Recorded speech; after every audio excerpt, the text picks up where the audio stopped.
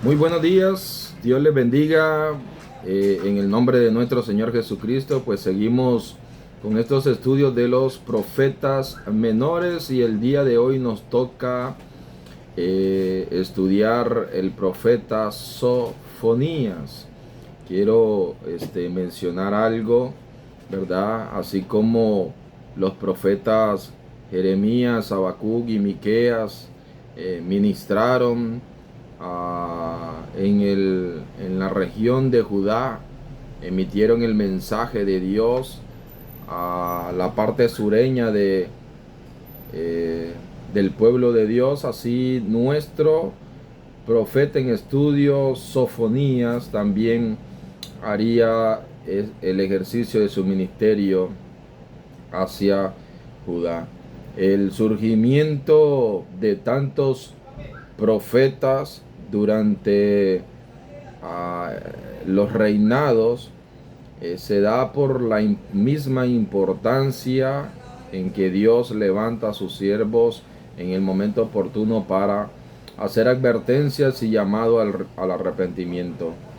Mientras maduraba el niño Josías de 8 años, llamado a su reinado tan temprano, el poder asirio se iba degradando en su poder militar de guerra. La nación gozaba de un breve periodo de alivio de la intervención extranjera y la tensión pasó a contrastar, ¿verdad?, en los asuntos internos. La preocupación principal del joven rey, que era cada vez más evidente, era las reformas morales y espirituales de su pueblo. Cuando se encontró la ley y se contrastó que el pueblo, pues había muchas cosas que al pesarse en la balanza estaban faltos. Podemos dividir el reino de Josías en 3 etapas: la previa a la reforma en los años 640 al 628 a.C., la de intensa reforma de los años 629 al 622 a.C., y la posterior a la reforma en el 629 hasta su muerte en el 609 a.C. Como temas principales en el contenido del mensaje que Dios le dio a Sofonías está el orgullo, la arrogancia provocada por el pecado más grande de la humanidad, ¿verdad? Y también que produce una rebelión contra Dios, las injusticias seguían presentes. Ya para este momento, Sofonías, el pueblo realmente estaba muy deplorable moral y espiritualmente. El profeta, o el nombre del profeta Sofonías, significa Jehová esconde o Jehová escondido. Por ejemplo, en el capítulo 2 de Sofonías, en el versículo 3, dice: buscad a Jehová todos los humildes de la tierra, los que pusisteis por obra su juicio, buscad justicia, buscad mansedumbre, quizá seréis guardados. Ahí está la idea del mensaje impregnado a través del nombre del siervo. Quizás seréis guardados en el día del enojo de Jehová. Algo también que hay que notar, ¿verdad?, es que menciona en el versículo 1 que Sofonías era hijo de Cusi, y esto llama mucho la atención por 2 razones. Uno, que es el único profeta, primero, que su genealogía es más extensa hasta llegar a su tatarabuelo, con la idea, ¿verdad?, con la idea de que la genealogía también servía para establecer el derecho de la persona para adquisición de poder, propiedad o posición social. Por ello menciona hijo de Ezequías, dice palabra de Jehová que vino a Sofonías, hijo de Cusi, hijo de Gedalías, hijo de Amarías, hijo de Ezequías, en días de Josías, hijo de Amón, rey de Judá. Menciona un linaje real por el cual esto iba a llamar la atención a aquellos poderosos líderes que se creía la crema innata del momento, ¿verdad? Iban a capturar, ¿verdad? O iban a poner atención a lo que Sofonías iba a emitir de mensaje divino hacia ellos. Este reino, ¿verdad?, del que habla de Josías, una vez más, del 715 al 689 a.C. Y lo segundo que llama la atención en este primer versículo es que su padre era cusita, ¿verdad? Los cusitas eran descendientes de Cus, uno de los hijos de Can, hijo de Noé. Puede revisarlo en Génesis capítulo 10, versículos 7 y 20, que en el hebreo significa africano. Así debe de considerarse hijo de un africano ciudadano residente en Jerusalén. Ese término se empleaba para describir a la gente de Egipto y especialmente a las regiones del valle del Nilo muy al sur, ¿verdad? En esta ubicación. Desde la visita de la reina de Saba a Salomón, o tal vez antes, hubo relaciones con pueblos de África, especialmente los de Etiopía. En Primera de Reyes capítulo 10, versículo del 1 al 13, ¿verdad? Tenemos ahí unos relatos de estas relaciones con cusitas. También en el Nuevo Testamento vemos la conversión de un eunuco, funcionario de Candace, reina de los etíopes, ¿verdad? Etiopía, lo cual se conoce como, de manera geográfica e histórica, se conoce como el reinado nubiano de Moroe. De ahí pertenecía, o al menos para ahí se dirigía el eunuco cuando se encontró con la predicación de Felipe acerca del evangelio allá en Hechos 8:26 en adelante. No es el país moderno de Etiopía de hoy, sino que es el país de Sudán, ¿verdad? De Sudán. La causa del desacuerdo, si ustedes pueden revisar Números capítulo 12, versículo 1, un desacuerdo entre María, la hermana de Moisés, porque Moisés había tomado una mujer cusita, y como ellos tenían en sus leyes de no tomar mujer extranjera, pues hubo un desacuerdo también en el profeta Jeremías. El profeta Jeremías habla sobre oficiales cusitas en la corte del rey, incluso uno de ellos lo rescató del pozo de la muerte. Vamos a leer esto, me interesa, Jeremías. Vamos a Jeremías, por favor, capítulo 36, versículo 14. Versículo 14.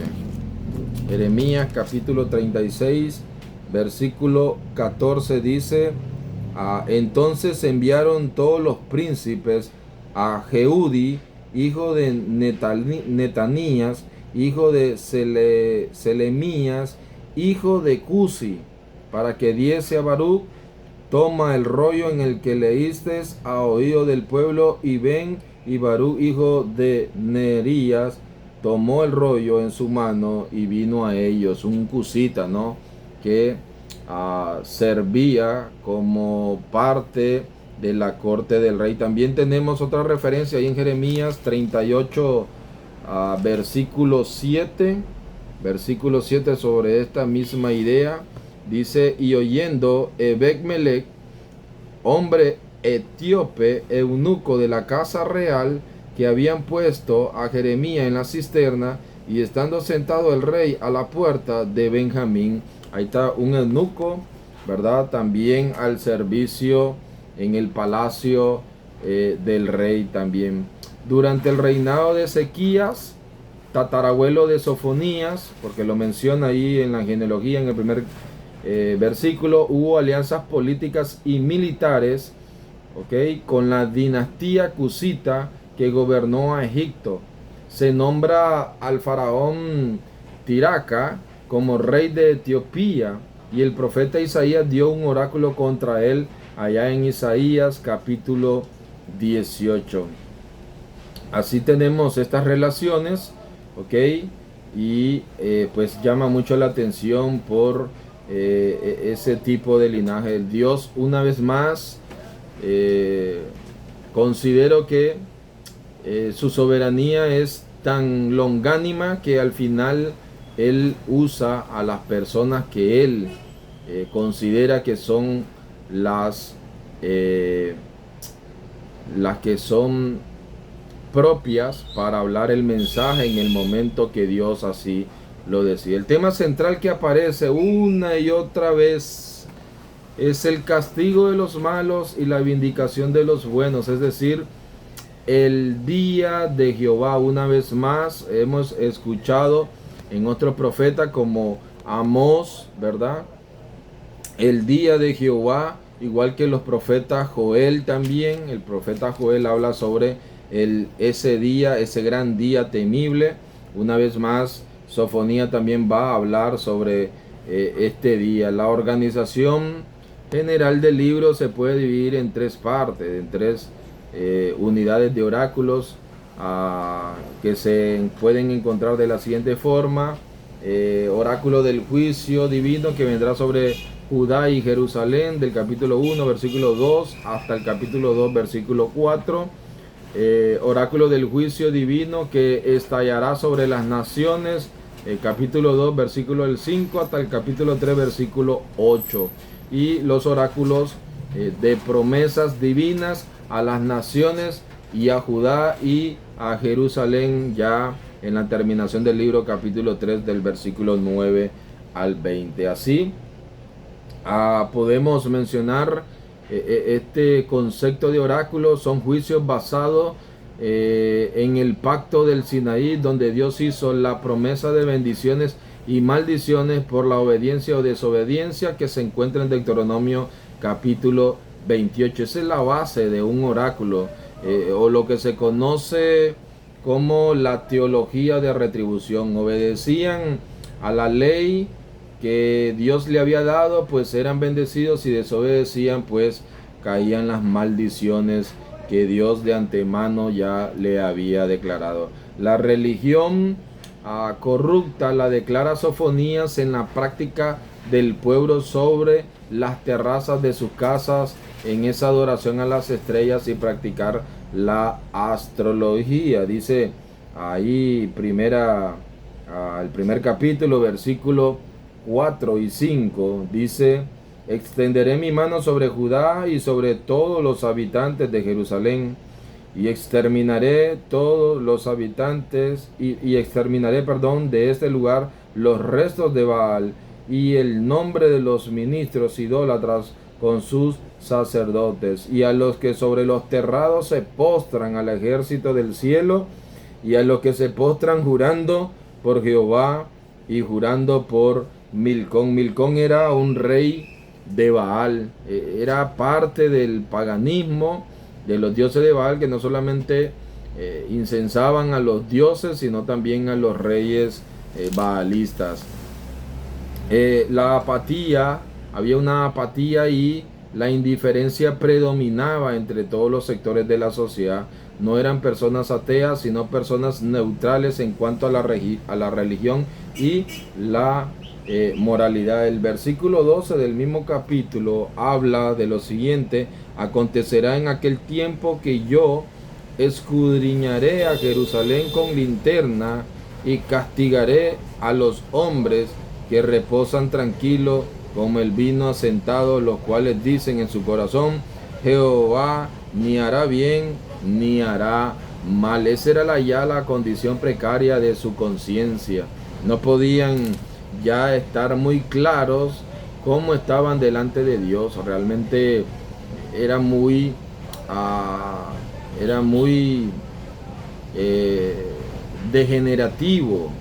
Ya habían perdido la sensibilidad en su conciencia y habían pues tenido este pensamiento que Dios no haría ni bien ni mal en cuanto a lo que estaba sucediendo. En cuanto a los oráculos sobre Judá y Jerusalén, el profeta sin mucho preámbulo lanza el primer juicio divino, ¿verdad? O sea, el capítulo 1 del versículo del 2 hasta el 6, mencionando la destrucción y consumación de todo lo que está sobre la tierra, sería más demoledor que el propio diluvio en los tiempos de Noé. Luego de dar la sentencia, da el anuncio de los cargos específicos contra Judá y Jerusalén como ante una corte tribunal. Se declaran tres acusaciones. Una, la idolatría, ¿okay? Lo que habíamos hablado, que destruiría, dice ahí el versículo 4, a los ministros sacerdotes, ¿verdad? Idólatras, y a los que en el tejado de su casa adoraban las estrellas, practicaban la astrología y también incensaban a este Milcom. Habían cambiado a Dios para adorar a dioses de la fertilidad de los cananeos. Es el mismo Baal que por medio de Elías Dios mostró que no era un Dios en el monte Carmelo, allá en Primera de Reyes 18, cuando Dios o Elías incitó a los 400 profetas de Baales que pusieran altares a ver quién era realmente el Dios que podía consumar el sacrificio. Y aun cuando Elías hizo un surco en el derredor de su altar que hizo y puso agua, pues él de manera irónica le decía, pues grite, tal vez sus dioses están dormidos, ¿no? Y no pasó absolutamente nada. Elías oró hacia Dios y el sacrificio fue consumido totalmente, aun cuando estaba todo húmedo. Así mostró que solamente existe un Dios sobre la tierra, creador de los cielos y la tierra, todopoderoso, y pues mató a filo de espada a los 400 profetas Baales. Había un sincretismo, este es un gran peligro dentro del pueblo de Dios. El pueblo había mezclado el culto de Jehová con ritos dedicados a las estrellas y a Moloch. En el profeta Amós hablamos sobre estos sacrificios hacia Moloch, el dios de los amonitas. Salomón había edificado un altar a ese dios para satisfacer a una de sus esposas extranjeras, ya en Primera Reyes capítulo 11 versículo 5. Había una gran indiferencia, y ese es un problema que realmente es un campo de Dios que trata de arreglarlo. Siempre entre los seres humanos hay indiferencias, hacia el Dios verdadero. Dios siempre ha intentado emanar entre su justicia la verdad, y habían dejado de invocar el nombre de Dios o de seguirlo en su vida diaria. No les haría ni bien ni mal, dijeron ellos. El pueblo se había convertido en un pueblo cínico, en un pueblo realmente inclinado hacia sus maldades, y su conciencia había perdido toda sensibilidad. Vemos de los versículos 7 al 13 advertencias sobre el día, que es el tema una vez más de Sofonías, de este profeta. Advertencias sobre el día de Jehová. En este segundo oráculo, el profeta de Dios, por primera vez, el concepto del día de Jehová, ¿verdad? Es emanado no a favor del pueblo, sino para el pueblo. Era el día del juicio. Era un día hacia las naciones, quienes abusaban de ellos también. Esta vez el profeta proclama que el día de Jehová era un juicio de castigo y destrucción total sobre los desobedientes de Judá y Jerusalén. Y hay 6 afirmaciones sobre el día de Jehová, ¿verdad? Desde el versículo 14 hasta el capítulo 3, versículo 9. Hay estos conceptos. Voy a dar las referencias bíblicas del libro de Sofonías. El día de Jehová es inminente, lo dice en el 1.14. Será un día de terror en el 1.15.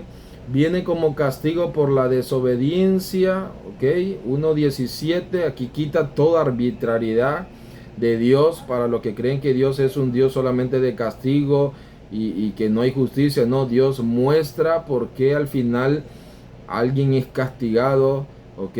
Y en esta ocasión es por la desobediencia hacia la base de lo que ya el pueblo tenía, que era la ley o los mandamientos en cuanto a las maldiciones y bendiciones. Lo acompaña convulsiones de la naturaleza misma, es afectada, en el 1.15 lo dice, y caerá sobre toda la creación, humanidad, ¿verdad? Tanto nacionales hebreos y también extranjeros. También iban a ser afectados los animales, lo dice el 1.2, el versículo 3, capítulo 2, versículo del 4 al 15. Y por último, este día de Jehová traería la esperanza que solamente un remanente escaparía de ese juicio. En el capítulo 2, versículo 3 lo dice, y el capítulo 3 del versículo 9 en adelante está esta idea del remanente que tendrá esa esperanza de escapar de este juicio. Podemos observar en los versículos 7 y 9 cómo el mensaje es escalofriante, que debió causar en la audiencia de Judá y Jerusalén que ellos serían precisamente lo que voy a leer a continuación. Dice: calla en la presencia de Jehová el Señor, porque el día de Jehová está cercano. Y esa palabra cercano es que es inminente, que el juicio de Dios, que el día de Jehová iba realmente a suceder. Porque Jehová ha preparado, dice, sacrificio y ha dispuesto a sus convidados. Es interesante, lo escalofriante, ¿verdad? Es que Dios siempre se ha provisto, ¿verdad?, de sacrificio. Lo hizo con Abraham, Isaac, lo hizo en cuanto a la consumación de nuestros pecados a través de su Hijo Jesucristo. Y en esta ocasión el sacrificio en cuanto al castigo, ¿verdad?, que le sobrevenía, iba a ser el mismo pueblo. Dice: y en el día del sacrificio de Jehová castigaré, dice, a los príncipes y a los hijos del rey y a todos los que visten vestido extranjero. Asimismo castigaré en aquel día a todos los que saltan a la puerta, los que llenan las casas de sus señores de robo y de engaño. El mismo pueblo sería el sacrificio el cual Dios utilizaría para su juicio en el día de Jehová. El profeta describe en los versículos 10 y 11 el recorrido del castigo de Dios a su pueblo. Se menciona la puerta del pescado, que en hebreo esta puerta se conoce como Sha'ar Hayán, o puerta del mar, ¿verdad? Y con el tiempo también se le llamó puerta del pescado, ya más adelante, ya casi en los tiempos de Jesús, ¿no? Debido a su cercana relación con la actividad pesquera, es que se le conocía como la puerta del mar o la puerta del pescado. Y las comunidades que vivían en el alrededor de esa área. La expresión la segunda puerta o puerta del barrio, que lo menciona, hace referencia a un barrio de alguno de los distritos de Jerusalén. Los collados se refieren a cómo estaba edificado Jerusalén sobre montañas no muy altas, ¿verdad? Y también la mención de Mactes, que significa cuencas, ¿verdad? Puede revisar, puede comparar Jueces capítulo 15, versículo 19. Por lo tanto, probablemente era el valle entre Jerusalén del este y Jerusalén del oeste, cuyo nombre es el Valle Tiro-Peón, ¿verdad? Geográficamente. En aquel tiempo quedaba un gran mercado público y muy conocido por negocios turbios, hoy totalmente rellenados en tierra, ¿verdad? No visibles. Los versículos 12 al 13 te dice: acontecerá en aquel tiempo que yo escudriñaré a Jerusalén con linterna y castigaré a los hombres que reposan tranquilos como el vino asentado, los cuales dicen en su corazón: Jehová ni hará bien ni hará mal. Por tanto serán saqueados sus bienes y su casa asolada. Edificarán casas, mas no la habitarán, y plantarán viñas, mas no beberán del vino de ella. El profeta utiliza la primera metáfora en donde Dios es un juez buscando con linterna a los ricos indolentes y su tesoro para castigarlos.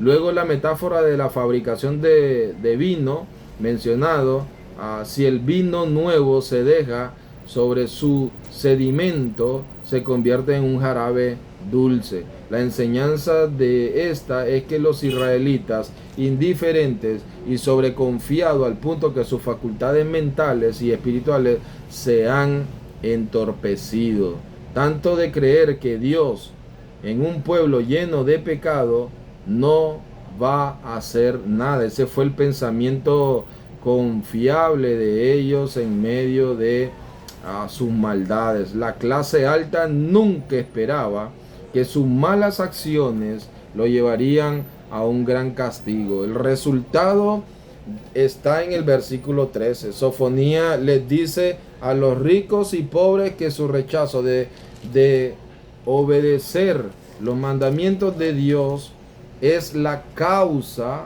de desobedecer, los mandamientos de Dios es la causa de la intervención jurídica de Dios, ya no como su Salvador, sino como un juez que va a dictar sentencia, ¿verdad? La inminente o la inminencia o lo cercano del día de Jehová, de los versículos 14 al 18, está el tercer oráculo de Sofonías. Nos proporciona las descripciones gráficas del día del juicio. Estos versículos no nos hablan de una guerra, sino de un juicio tremendo sobre la población. Vamos a leerlo ahí, por favor, del versículo 14 al 18. Cercano está el día grande de Jehová, cercano y muy próximo. Es amarga la voz del día de Jehová. Gritará allí el valiente. Día de ira aquel día, día de angustia y de aprieto, día de alboroto y de asolamiento, día de tiniebla y de oscuridad, día de nublado y de entenebrecimiento, día de trompeta y de algazara sobre las ciudades fortificadas y sobre las altas torres. Y atribularé a los hombres y andarán como ciegos, porque pecaron contra Jehová, y la sangre de ellos será derramada como polvo, y su carne como estiércol. Ni su plata ni su oro podrá librarlo en el día de la ira de Jehová, pues toda la tierra será consumida con el fuego de su celo, porque ciertamente destrucción apresurada hará de todos los habitantes de la tierra. Me dispensan un momentito ahí que a veces trastabilleo en cuanto a la lectura y tiene que ver a un tema de mis lentes, no los he actualizado, pero bueno, seguiremos acá haciendo el esfuerzo. El profeta Amós también menciona en el capítulo 5, versículo 18 al 24, sobre este día también. Amós lo plantea desde un ambiente en el que el pueblo se sentía feliz por la prosperidad adquirida, y Amós utiliza una poesía de canto fúnebre ahí en esa porción que le acabo de compartir. Sofonía emplea la poesía del canto del guerrero para describir el juicio rápido que venía del norte, es decir, de Babilonia, y la similitud de ambas porciones, o sea, de Sofonía 1, 14 al 18 y Amós 5, 18 al 24, tiene que ver que ambos casos el pueblo de Israel y Judá son los verdaderos enemigos de Dios por su desobediencia a los mandamientos. Y esto me trae a colación lo que dice, ¿no?, sobre Abraham allá en Santiago. Dice que por su fe, Abraham fue llamado amigo de Dios. Y las cartas juaninas, ¿verdad? Las cartas del apóstol Juan, habla de que en el 1 de Juan capítulo 2, de que el que se hace amigo del mundo se constituye enemigo de Dios. Es decir, podemos llegar a ser, oiga bien esto, podemos llegar a creer ser pueblo de Dios, pero en nuestro ejercicio, en nuestra relación con Dios, podemos encontrarnos peleando con Dios. Solo me recuerdo también lo que dijo Gamaliel en cuanto cuando tenían aprendido, tenían tomado a Pedro y a Juan, y Gamaliel dio un consejo muy sabio. Dijo que dos personas se habían levantado, habían tomado su grupo, cuando ellos murieron, pues se diluyeron los grupos. Miren, le dice, ¿qué van a hacer con estos hombres? Porque si la obra es de ellos, al final se va a diluir, se va a destruir por su propio ejercicio. Pero si es de Dios, si la obra es de Dios, entonces no vaya a ser que se vean peleando con Dios. Y esta es una reflexión, por eso la calidad del contenido de los profetas menores en esto de la poesía hebrea, que está muy impregnada, para que nos ayude no solamente a entender, sino que su rica poesía nos ayude a memorizar, a reflexionar, a realmente descubrir que no hay nada diferente en cuanto a un pueblo que también se le dieron a conocer las costuras o el carácter y la identidad de Dios y sus leyes para que fueran beneficiados, pero fueron desobedientes, y bueno, cayó el castigo no de Dios, sino el castigo que ellos mismos buscaron, porque Dios en su justa esencia, pues al final fueron ellos los que causaron al final su destrucción y su pérdida. Es importante por ello que veamos algunos detalles de este juicio, ¿verdad? El día de la ira, día de angustia, de aprieto, de alboroto, de asolamiento, ¿verdad? Como lo habíamos escuchado, ¿verdad? Y el pueblo no podía soportar a ningún guerrero, ni mucho menos un guerrero como de la calidad de Dios. Es importante que nosotros reflexionemos en vista delante de quién estamos, puesto que la tierra iba a ser asolada, es decir, iban a ser llevados cautivos.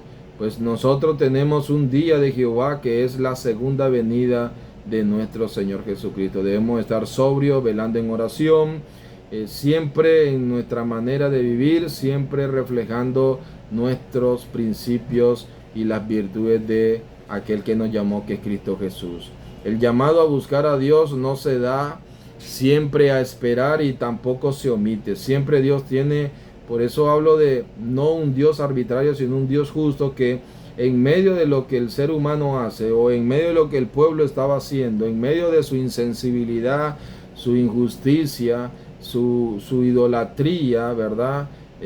Siempre Dios manda a que el hombre, a que el pueblo se arrepienta. Dice ahí capítulo 2, versículo del 1 al 4: congregaos y meditad, oh nación, sin pudor, sin vergüenza, antes que tenga efecto el decreto que se acaba de mencionar, y el día se pase como el tamo, antes que venga sobre vosotros el furor de la ira de Jehová.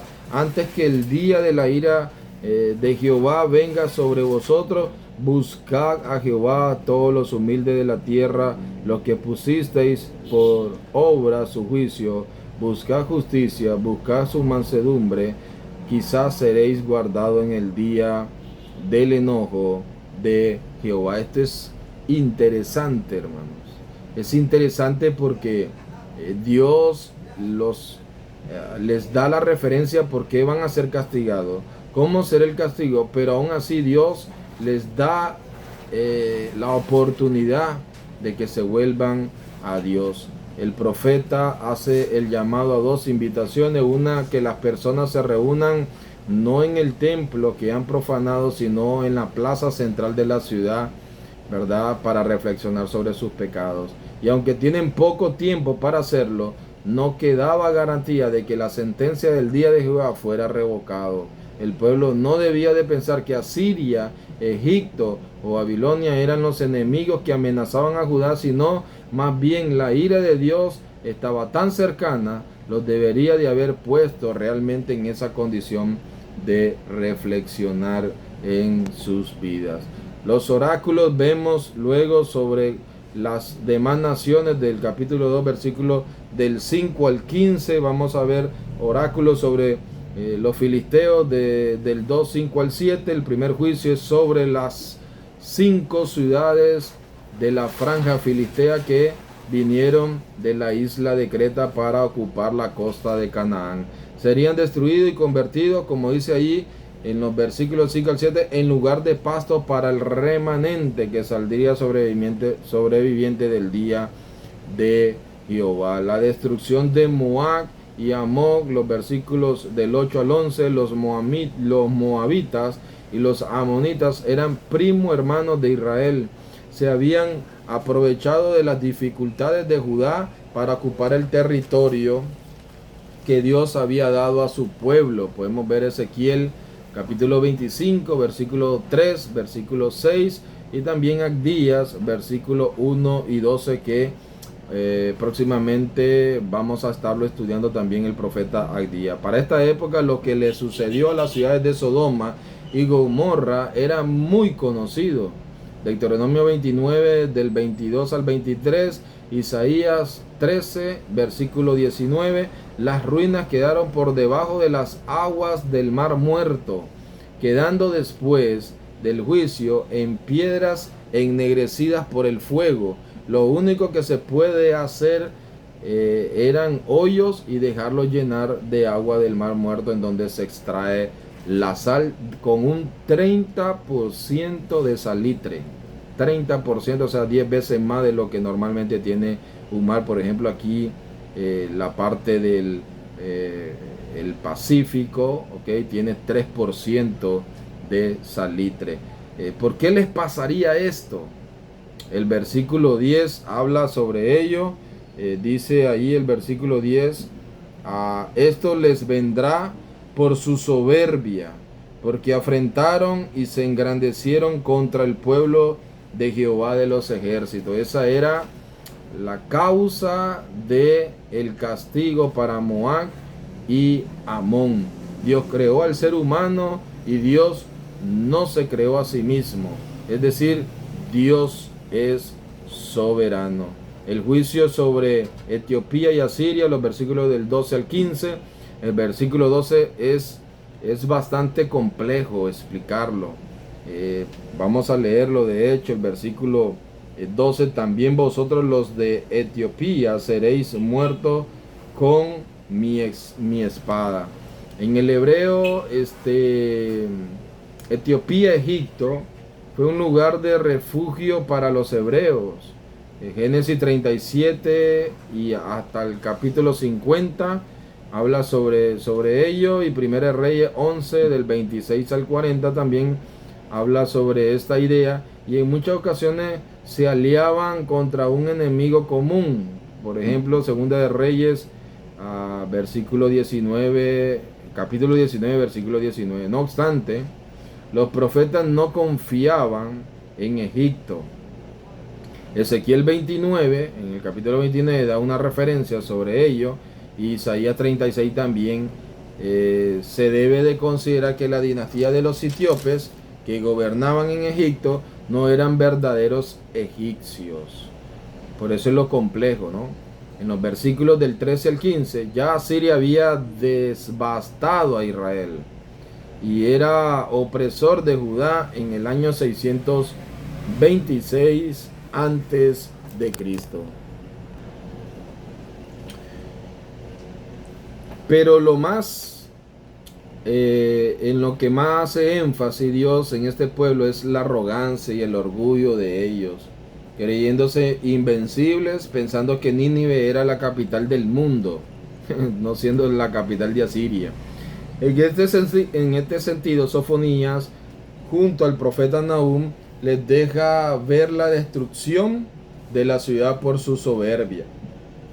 Proverbios 16:18 en los libros sapienciales dice que antes del quebrantamiento es la soberbia. El lema de ellos era yo y no más. Esa era parte de lo que emanaba de la soberbia de ellos. Por ejemplo, el versículo 15 dice: esta es la ciudad alegre que estaba confiada, la que decía en su corazón yo y no más. ¿Cuántas personas podemos o estábamos en esa forma de vivir, de no necesariamente decir la palabra yo y no más, sino cómo la vivimos? Si la vivimos dentro de una creencia que existe un Dios, pero la vivimos bajo nuestra voluntad, es yo y no más. Porque precisamente no estamos tomando en cuenta la voluntad de Dios en nuestras vidas, cuando de Él depende toda nuestra vida. Todo lo que nosotros podemos tener en esta tierra, todo lo que nosotros necesitamos para la parte espiritual, la parte de nuestro yo realmente, proviene de Dios. Y cuando uno no obedece al mandamiento de aceptar el evangelio, el mensaje de salvación de Dios, pues prácticamente estamos diciendo yo y no más. Es una forma en nuestro actuar de mostrar nuestra soberbia delante de Dios. Es decir, la soberbia es andar por encima de todos y hasta por Dios mismo, porque al no aceptar una vez más la propuesta de vida de Dios, al final yo me gobierno bajo mi propia opinión, ¿verdad? Dice el Proverbio 1:7, el principio de la sabiduría es en el temor de Jehová, ¿verdad? El principio de la sabiduría. Jerusalén, la ciudad podrida, he mencionado en el capítulo 3 del 1 al 7, una ciudad rebelde. Una vez más, no tiene nada de diferente hoy en día a lo que somos hoy como naciones, como pueblo eclesiástico, ¿no? El último oráculo contra las naciones es como una acusación legal dada a los jueces de la ciudad contra la conducta de la capital. El pecado de Judá fue peor que el de Israel. La pregunta es ¿por qué fue peor? El profeta inicia con adjetivos fuertes para describir la maldad de la ciudad de Jerusalén, rebelde, contaminada y opresora. Peor aún, la condición no escuchó la voz de Dios dada por su profeta.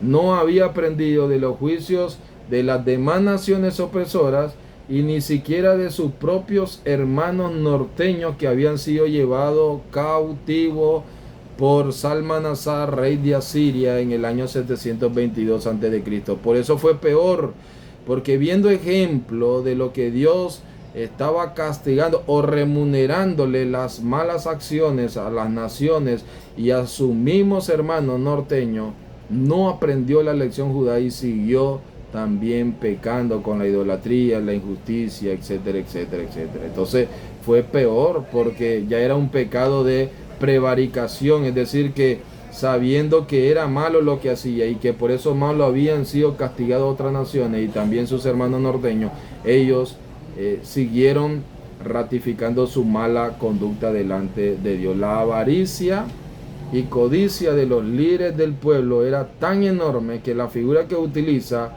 es la de un león rugiente que está al acecho de su presa.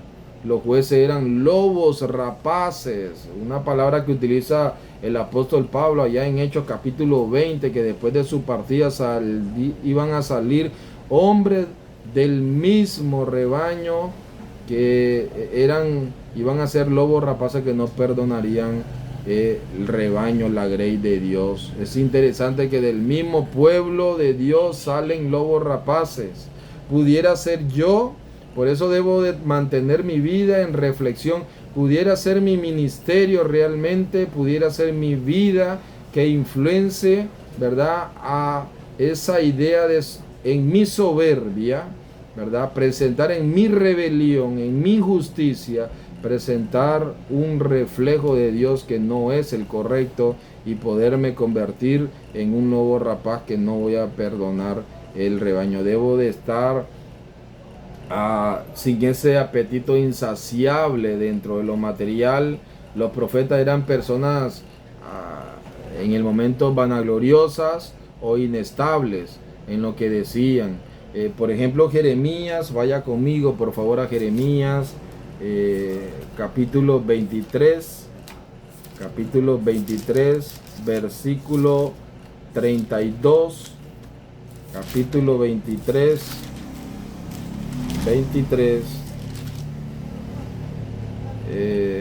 versículo 32, dice de la siguiente manera, 32, he aquí dice Jehová, yo estoy contra los que profetizan sueños mentirosos y los cuentan y hacen errar a mi pueblo con sus mentiras y con sus lisonjas. Lisonjas son alabanza para ganar la voluntad de alguien, halagos, adulaciones, pleitesías o una especie de alabanza como lo hacían con el rey, una alabanza, una glorificación al hombre. Eso es lisonjas. Y no los envié ni les mandé, y ningún provecho hicieron a este pueblo, dice Jehová. Es interesante esto, hermano. Es interesante hablar verdad de Dios, porque no solamente nos autoengañamos a nosotros, sino que hacemos perder también al pueblo que Dios llama, ¿verdad? De manera genuina, con su verdad, para que a través de su justicia sean parte de la salvación. Eran predicadores de mentiras. Los sacerdotes, quienes administraban la ley, enseñaban cosas que no exigían al pueblo o no lo llevaban a esa fidelidad a Dios, y así profanaban el templo. La justicia de Dios con Jerusalén, Sofonías no tiene ninguna duda sobre la presencia de Dios en Jerusalén. El capítulo 3, versículo del 5 al 8, menciona que Dios lo sabe todo. Cada día su justicia es evidente. Lo horrible que el perverso no tiene vergüenza de sus acciones y no veía la necesidad de consultar ni la ley ni a un profeta verdadero. Decía, podemos estar ignorando nosotros. Es una parte que podemos reflexionar. Podemos estar ignorando las palabras de Dios aun cuando las escuchamos en cada reunión como iglesia. Voy a leer de hecho esta porción del 5 al 8. Es muy importante. Jehová en medio de ella es justo, no hará iniquidad, de mañana sacará a luz su juicio, nunca faltará, pero el perverso no conoce la vergüenza. El perverso no la conoce. Hice destruir naciones, sus habitaciones están asoladas, hice desiertas sus calles hasta no quedar quien pase, sus ciudades están asoladas hasta no quedar hombre, hasta no quedar habitante. Dije, ciertamente me temerá, recibirá corrección y no será destruida su morada según todo aquello por lo cual la castigué. Mas ellos se apresuraron a corromper todos sus hechos.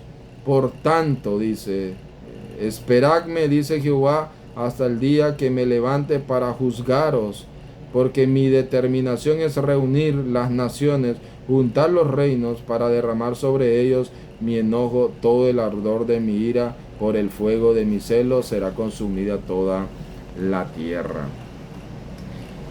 ¿Cuántos mensajes hemos escuchado en nuestras congregaciones? ¿Cuántos mensajes realmente han transformado nuestras vidas? ¿O cuántos mensajes nosotros lo tomamos de manera que es palabra de quien la está proliferando, que es una persona, es un hermano, y no estamos dándole cabida a nuestras vidas, no estamos dándole esa práctica que merece, ese abono a nuestra vida espiritual? ¿Es importante? Claro que es importante. Escuchar la boca de Dios, dice Jesús, que no solo de pan vivirá el hombre, sino de toda palabra que sale de la boca de Dios. ¿Cuántos cristianos vivimos profesando una fe, pero no nos acercamos a la Biblia? Solo la llevamos a las congregaciones y aún así ni siquiera las abrimos. Aún así la tenemos cerrada, no las escuchamos. No las escuchamos. Para el reinado de Josías, cuando se encontró la ley, se dieron cuenta qué tan desfasados estaban ellos delante de la ley. Se vieron al espejo de la ley de Dios y se dieron cuenta que estaban faltos. ¿Cuántas vidas podemos estar siendo pesados por Dios y nos encontramos faltos? No dentro de una perfección humana, sino dentro de una perfectibilidad de que nuestras vidas estén ajustadas según el Evangelio y los estándares o las expectativas que Dios realmente demanda de su moral y ética en su palabra. Los oráculos de la conversión universal que habla Sofonías y de la salvación para Jerusalén las habla en los versículos del 9 al 13.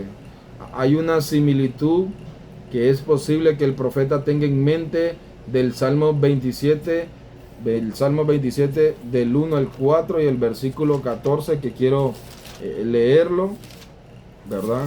Quiero leerlo. Salmos 27 dice: Jehová es mi luz y mi salvación, ¿de quién temeré? Jehová es la fortaleza de mi vida, ¿de quién he de atemorizarme? Cuando se juntaron contra mí los malignos, dice David, mis angustiadores y mis enemigos, para comer mis carnes, ellos tropezaron y cayeron. Aunque un ejército acampe contra mí, no temerá mi corazón. Aunque contra mí se levante en guerra, yo estaré confiado. Una cosa he demandado a Jehová, esta buscaré, que esté yo en la casa de Jehová todos los días de mi vida, para contemplar, para ver la hermosura de Jehová y para inquirir en su templo. El versículo 14 dice: aguarda a Jehová, esfuérzate y aliéntese tu corazón, sí, espera a Jehová. Un salmo de esperanza. En medio de una gran devastación de enemigos, Dios esparció a los pueblos sobre la faz de la tierra. Ahora va a reunirnos para volcar sobre ellos la copa de su furor.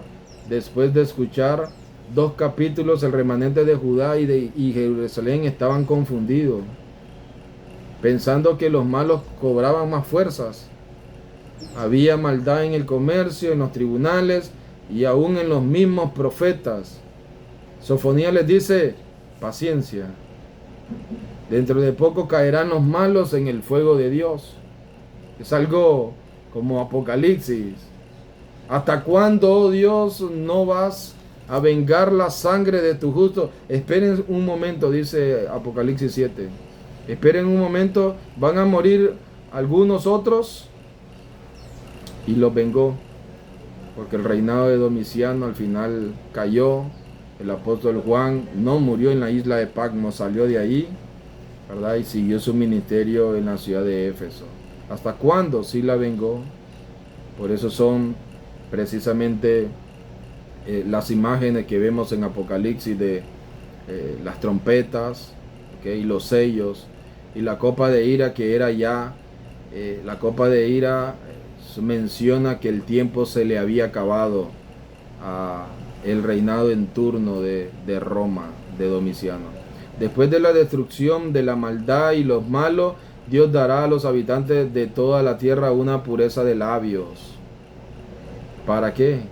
Para invocar, para alabar, para adorar el nombre de Jehová, pero ya no obligado, ya no de manera litúrgica ni ritualista, ya no como una rutina de levantarse y ir, ¿verdad?, al templo cada vez que se presentan los sacrificios 9, 12 y 3 de la tarde, no solamente en las fiestas, las 3 grandes fiestas anuales, ya no solamente cada 7 días como vamos nosotros a la iglesia, sino que les daría la posibilidad de hacerlo, si lo desean, de todo corazón.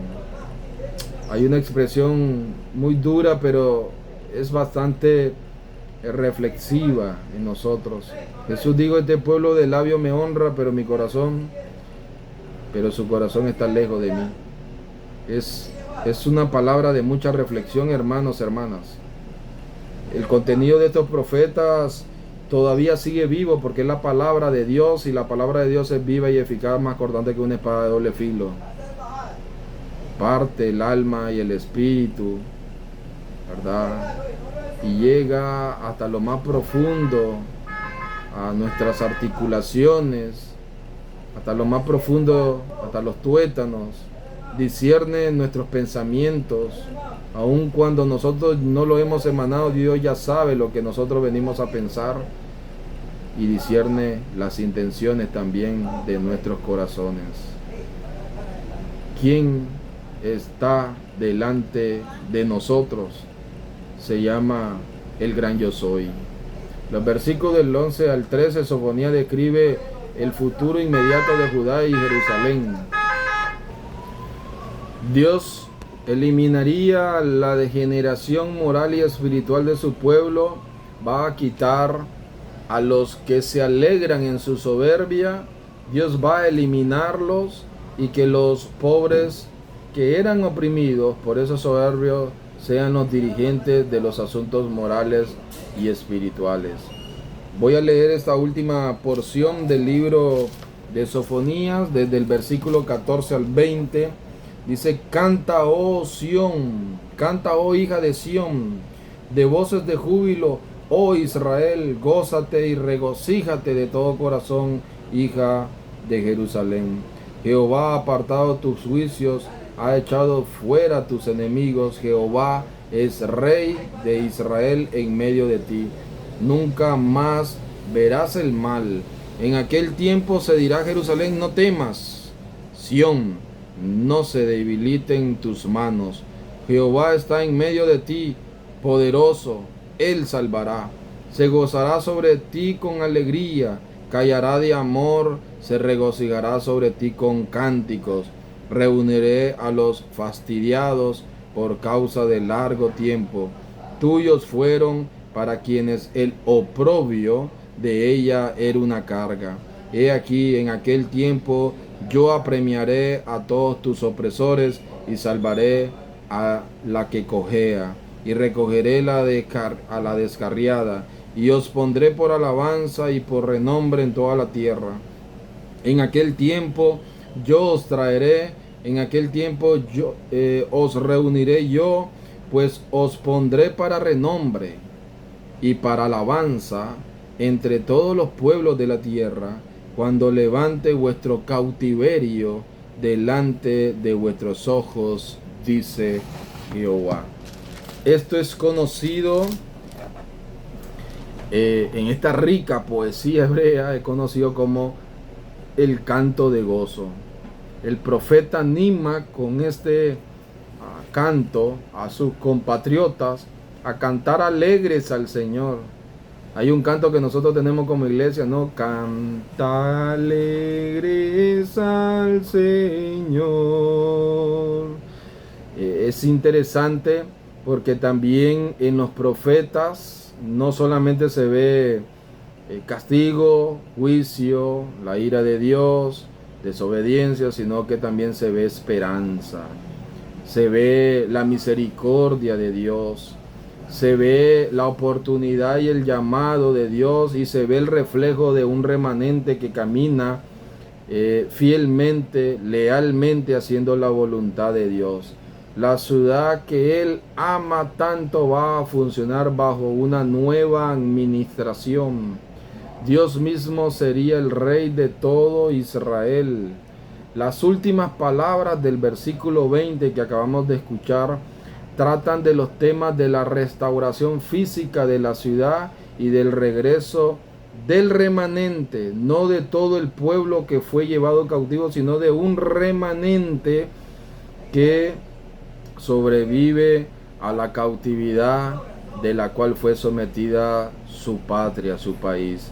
Este es el inicio de un final que tenía que pasar para restaurar la fe de un pueblo en medio del juicio llamado el día de Jehová. Dios te bendiga y espero una vez más que esto sea de mucha ayuda para tus estudios y más que para tus estudios, que sea para todos nosotros una reflexión en cuanto a nuestras vidas espirituales. Bendiciones en Cristo.